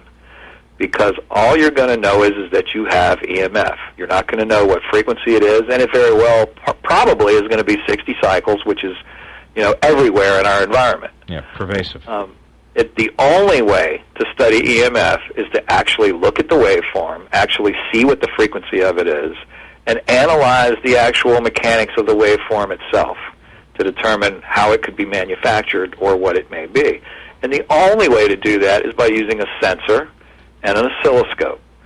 And very few people are doing that. And if everyone did that, you would be amazed at the amount of discoveries. There would be bucketfuls of discoveries coming forward because people would be in all these areas where there's activity, and they would actually be seeing something that was pertinent to the whole scheme of things. And I can't preach that enough. If you can only buy one piece of equipment, buy an oscilloscope, and get a MagCheck 95 from Magnetic Sciences for $95, and you're in business. The whole package will run you about $400. And now, you've got a tool that you can data load to your laptop for analysis, run it in real time with software on your PC, and it's evidence that's hard empirical evidence that you can't fake. This is stuff that unless you can hack the software and change all sorts of parameters, you can't fake this evidence. So it's evidence that's very strong, and it stands the test of scrutiny. Yeah, it's not subject to selective analysis. That's exactly right. You've either got something or you don't. And I can't preach that enough. But, yeah, and so it comes back to our, here's our nerd lesson for the evening, the difference between validity and reliability, and why these are both important. So you got validity, and a lot of people, they throw that word around. Again, this is about scientific trappings. They throw the word around like, well, we have validity in our process because we repeat it the same way. Well, same mistakes over and over again. Yeah, see, validity is actually the extent to which the test you're doing measures what it claims to measure. It's that simple. And, I mean, it's obviously vital for a test to be valid, and so this is why you would need these type of measurements you're talking about so that the results could be accurately applied and interpreted. And this is where reliability comes from. It refers to the consistency of a measure. So a test is considered reliable if you get the same or similar results, repeatedly.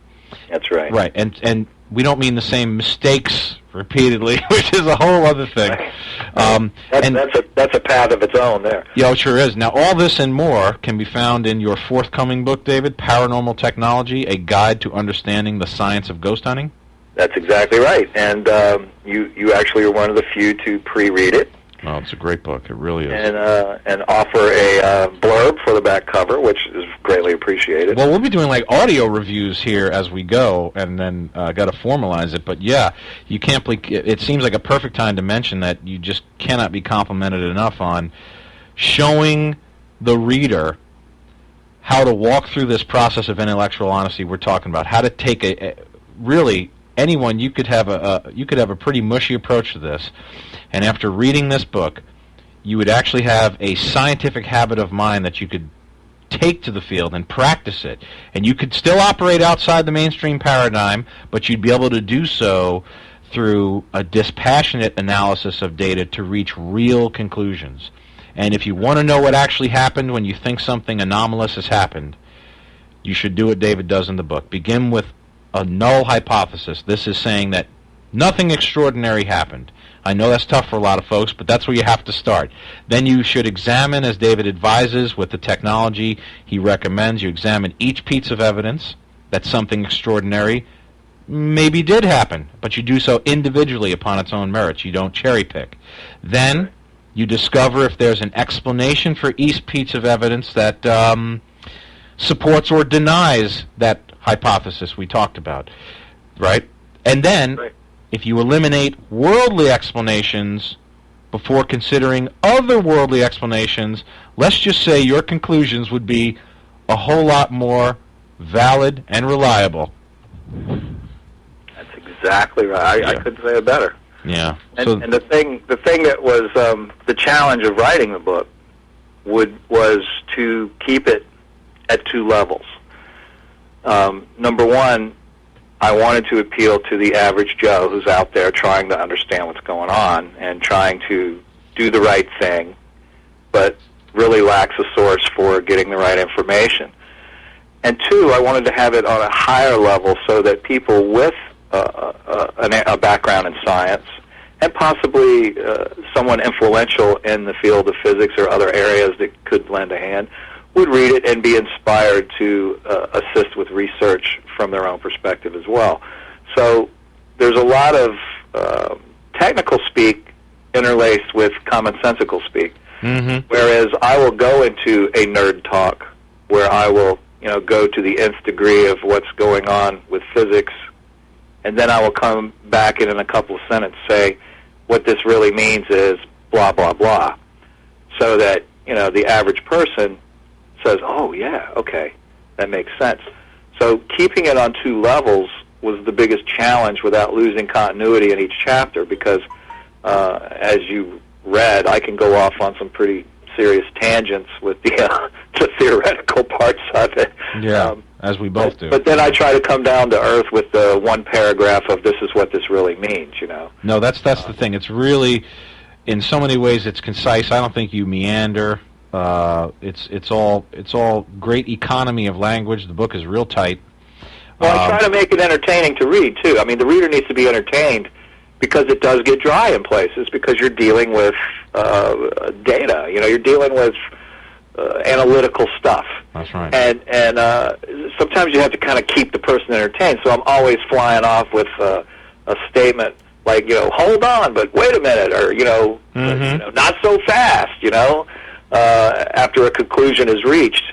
That's not necessarily the complete conclusion type of thing. So I try to keep it entertaining along the way, so that it's actually kind of a developing story within the story of how to use these devices. And then we actually put a few experiments in there so people can play with. You know, I tried to, and then some theories, some of my own theories, and some of the notions that are commonly held in the field right now, and point out the weaknesses and the strengths of those hypotheses would be the better word. So yeah, I mean, what I wanted it to be was a tool for ghost hunter groups that want a little more out of what they're doing. Don't just want to do the same old thing every weekend, run around with a couple of pieces of handheld gear and make a pronouncement.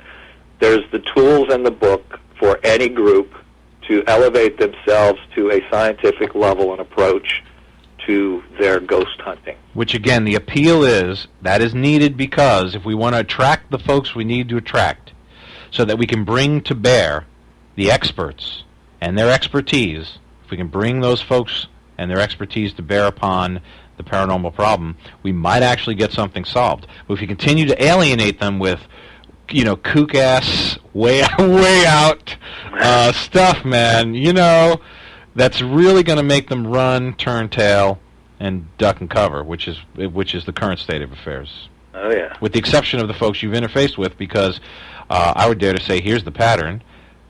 Your approach is scientific, so they respond because you speak their language.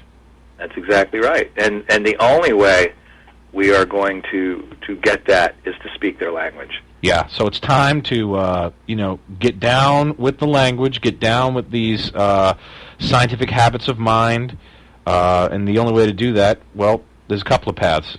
Continue your search, get David's book, Paranormal Technology, A Guide to Understanding the Science of Ghost Hunting, and let's see. Continue to listen to The Devil's Advocate and what Paratopia shows are being brought to you.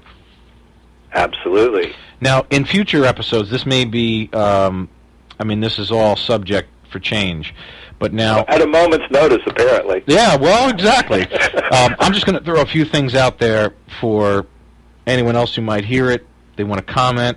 If they'd like us to go these directions, I'm going to throw some ideas out you're welcome to as well. The first is, I think at least some portion of the next show ought to be taken to follow up on this idea of a meme. I mean, I know I called it an infectious idea, but, the question kind of must linger in the thinking man's mind. Well, Rorke, if these para-memes are so, potentially problematic for their hosts, particularly like what we're describing as these fringe idea or hard-to-explain memes, if they're essentially like a psychogenic contagion, well then, how can their spread, how can their replication be a part of the Darwinian survival contest, how does this para-meme idea make any sense in the grand scheme of things from like a psychobiological approach? So absolutely. I have a pretty good theory for that. I've got this notion of para-meme reinforcement. We can discuss para-meme protection. We can discuss how logical fallacies become impervious to the para-meme. Impervious, I love that word. Yeah.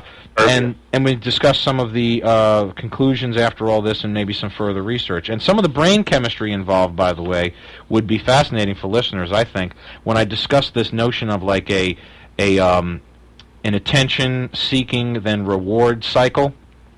Well, there's another aspect that goes with the chemistry as well, and that's the actual electronics of the brain. Oh, yes. The chemical electro reactions of the brain, or electrochemical, I guess would be the right way to put it. I'm getting myself back asswards here. But the actual impulses that are involved with this sort of thing, as well as the chemical processes that are involved, I think, are an area that is rarely talked about. So, I mean, that would be kind of blazing a trail, pretty much. Yeah, and it all feeds into this adopting of extra cognitive conclusions, really. They're not well thought out. So, yeah, that's a cool place to go, and, we'll be discussing, dopamine receptors and how this all goes on. Essentially, yes, you heard me say dopamine receptors, so that this retelling of the tales and the experiencing of the experiences becomes almost a drug unto itself, at least. Well, think of it like you're programming a hard drive. The more you put the data in, the more it stays put. I mean, you're actually defragging it into some semblance of reality. So, exactly. I mean, these are things that bear exploring. One of the things that I want to bring up, because of your involvement in the ITC case study, is the concept of actually building an ITC device based on reality and science instead of hoopla and hoaxology. So, yes.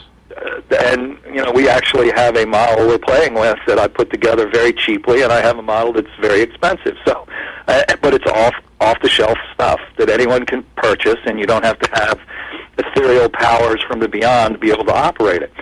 So those are practical aspects. Yeah, that would be a practical subject that we would go into, because I kind of like touching on practical as well as theoretical, to help the listeners get some direction on things that they can actually do in the field to improve their chances of finding something. That's right. The theoretical complements the applied, so absolutely. Exactly. Now, to complement that, because that's going to ground folks, and now I don't have any inside track. I'm going to wait for that conversation so that it's fresh and new on for the eavesdroppers. But this idea of the psychological operation I brought up earlier, right. There's a direct overlap, since we're talking to a Paratopia podcast crew who have an interest in the paranormal and the ufological. This idea of the psychological operation, it needs to be discussed, that there's this incredible overlap about what the need to program the public mind seems to be. This I don't know if it is co-opting religious intent or not, but there sure is a whole lot of interesting ties from Andrea Puharich, all the way up to CIA work called MK Ultra. Yes. This all kind of and all these other things. Oh yes, and it all can be brought to bear upon this idea of a psychological operation in the paranormal, which psyops. Yes, we can tease out the evidence for that in a future show. Yeah, and the thing that's fascinating also for the Paratopia folks out there, their primary focus is on ufology, and the thing that I try to put out there is that all this stuff is really related. Sure it is. Phenomena involved in the ghost phenomena is the same phenomena that you're dealing with all the aspects of the paranormal. There's a common denominator that runs through all of it. And I had a couple of questions on the forum board that I tried to address today about EMF and EVP and that sort of thing. But all of these things are present in all things we label paranormal. So there's a common denominator that's actually measurable in all of this stuff. And all of the fields that are lumped loosely into the paranormal nomer should apply aspects of this commonality to their research, because I think the answers are going to lie in the scientific aspect of the phenomena and not the problematic mindsets that tend to color the evidence collected in the phenomena.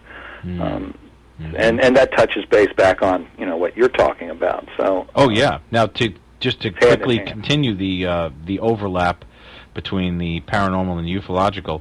Nick Redfern has recently written a great book, and if I could summarize the book, he essentially establishes through government documents that the UFO research community served as a useful laboratory in which to observe the effects of propaganda and disinformation, precisely because it's driven in large part by an intent to expose the cover-up, right? So it turns out that UFO research communities were infiltrated, disinformation inserted, and the effects of that disinformation observed, and this is a psychological operation.